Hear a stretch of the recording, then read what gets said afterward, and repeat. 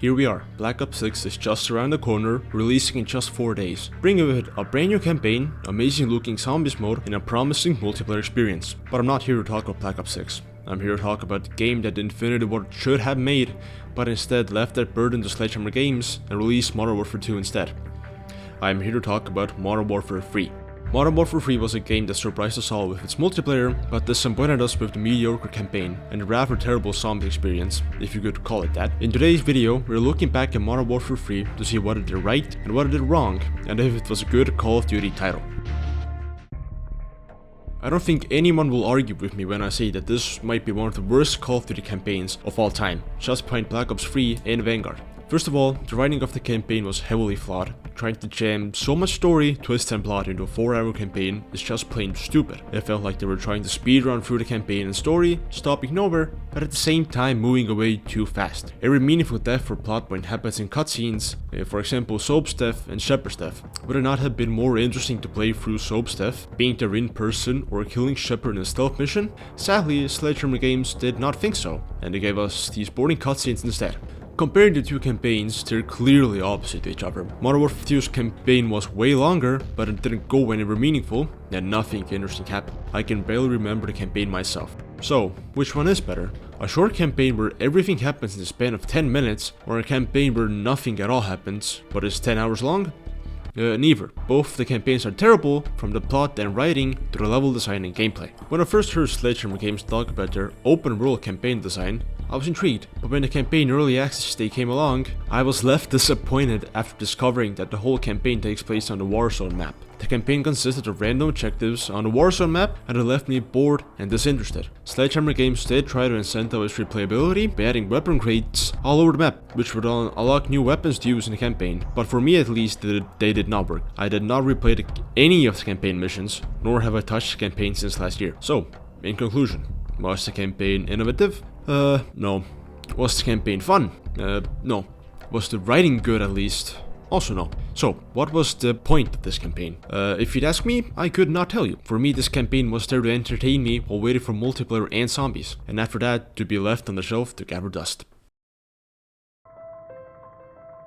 The Zombies mode in Modern Warfare 3 is barely a Zombies mode. For me it felt more like DMC or Warzone with zombies on the map instead of players. Comparing this to Outbreak, Outbreak looks like a shiny beacon in the dark. Modern Warfare 3's Zombies mode in my eyes is the biggest lost potential in the game. The base they had to build on was really interesting. A giant open world map to play zombies on, with bosses and vehicles? Sounds quite interesting. Imagine if we would have gotten like giant zombie bosses, new areas or islands off the map, or maybe even a brand new map. If they would have done any of these things, maybe then this mode would not have been so depressing. In my opinion, where they messed up the most was the lack of content. In the 12 months that Modern Warfare 3 has been out, they added 0 new perks, 0 new contracts, some random mini bosses, no new maps to play on, and the Dark Ether.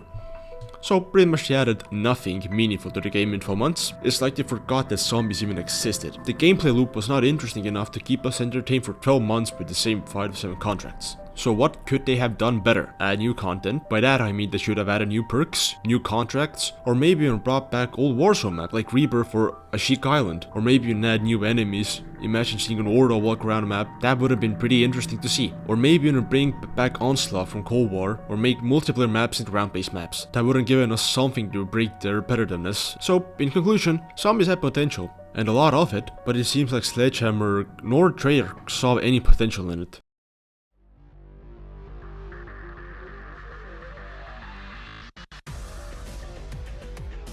The biggest surprise this year was multiplayer. From Modern Warfare 2019 to Modern Warfare 3, this is the best thing we have gotten in 5 years. I had lost all hope in Sledgehammer Games after Vanguard, but this game's multiplayer put them back on the pedestal for me.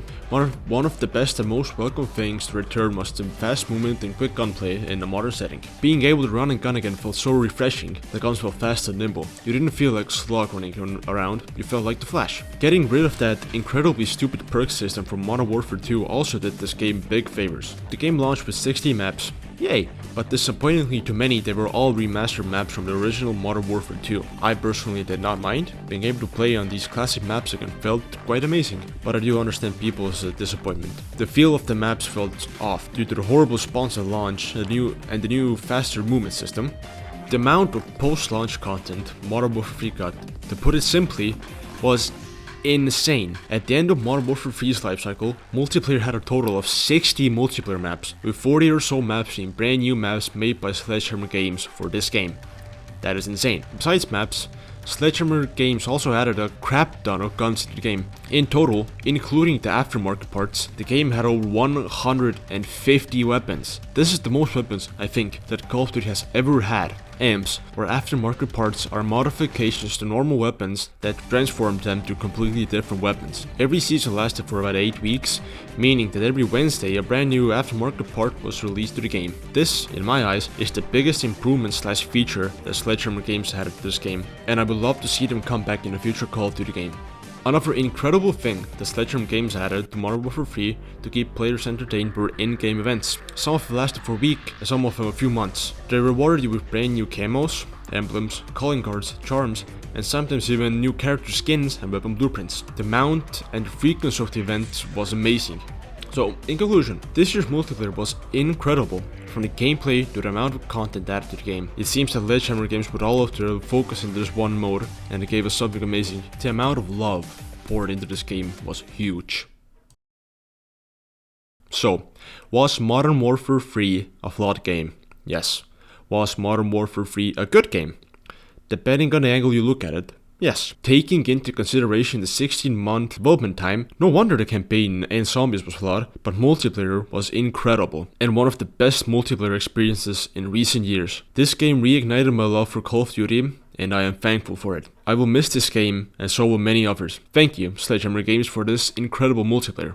Farewell, Modern Warfare 3.